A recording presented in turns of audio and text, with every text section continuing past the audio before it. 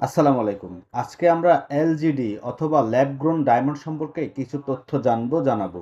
সবগুলো 10 ক্যারেট আর সঙ্গে lab grown ডায়মন্ডের পাথর সেটিং করা রয়েছে।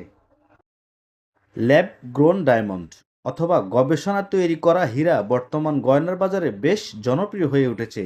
এটি খনি থেকে তোলা হীরার একটি চমৎকার এবং আধুনিক বিকল্প। রাসায়নিক, ভৌত এবং আলোকীয় অপটিক্যাল দিক থেকে এটি খনির হীরার মতোই। সাধারণ চোখ বা সাধারণ জুয়েলারি সরঞ্জাম দিয়ে ল্যাবগ্রোন আর প্রাকৃতিক হীরার মধ্যে পার্থক্য বোঝা অসম্ভব। দুটোরই মূল উৎপাদন হলো কার্বন এবং দুটোরই কঠিনতা বা হার্ডনেস 10। প্রকৃতিতে মাটির নিচে হীরা তৈরি হতে কোটি কোটি বছর সময় লাগে। গবেষণাগারে সেই একই পরিবেশ তৈরি করে মাত্র কয়েক সপ্তাহে হীরা তৈরি করা হয়। মূলত দুটি পদ্ধতিতে এটি করা হয়।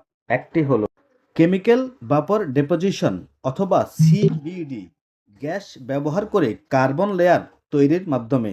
অন্যটি হাই প্রেশার হাই টেম্পারেচার অর্থাৎ এইচপিএইচটি, মাটির নিচের উচ্চ চাপ ও তাপ কৃত্রিমভাবে তৈরি করে। এবার জানবো কেন এটি বেছে নেবেন অথবা এর সুবিধা কি। সাশ্রয়ী মূল্য, প্রাকৃতিক হীরার তুলনায় এর দাম প্রায় 60 থেকে 80% পর্যন্ত কম।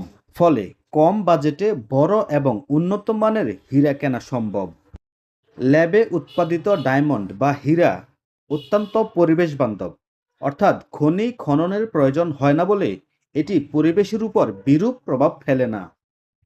কৃত্রিম উপায়ে অর্থাৎ ল্যাবে তৈরি করা ডায়মন্ড টোটালি কনফ্লিক্ট ফ্রি, অর্থাৎ এতে যুদ্ধ বা মানবাধিকার লঙ্ঘনের মতো কোনো ঘটনা বা কালো ইতিহাস জড়ানোর সুযোগ নেই। ল্যাবগ্রোন আর প্রাকৃতিক হীরার মধ্যে মূল পার্থক্য হলো এদের উৎস। প্রাকৃতিক হীরা মাটির নিচ থেকে আসে আর ল্যাবগ্রোন হীরা মানুষের তৈরি আধুনিক প্রযুক্তির মাধ্যমে আসে। সবচেয়ে বড় কথা হলো এদের দেখতে একই মনে হয়, এমনকি এদের সার্টিফিকেশন যেমন জিআইএ বা আইজিআই এবং গ্রেডিং করার পদ্ধতিও হুবহু এক। মনে রাখবেন, আপনি যদি বিনিয়োগের কথা ভাবেন তবে প্রাকৃতিক হীরার রিসেল ভ্যালু ল্যাবগ্রোনের চেয়ে অনেক বেশি। কিন্তু শখের গহনা অথবা আংটির জন্য ল্যাবগ্রোন ডায়মন্ড এখন সেরা পছন্দ, কারণ অনেক কম দাম। আর ল্যাব গ্রোন ডায়মন্ড বা হীরার রিসেল ভ্যালু নেই বললেই চলে।